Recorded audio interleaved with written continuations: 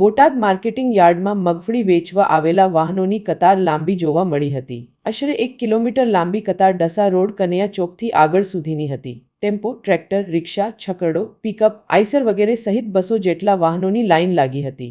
Marketing યાર્ડમાં 1452ના ભાવ સાથે સીસીઆઈ દ્વારા મગફળીની ખરીદી શરૂ કરવામાં આવતા ખેડૂતો મોડી રાતે પોતાના વાહનો લઈને લાઇનમાં લાગી ગયા હતા.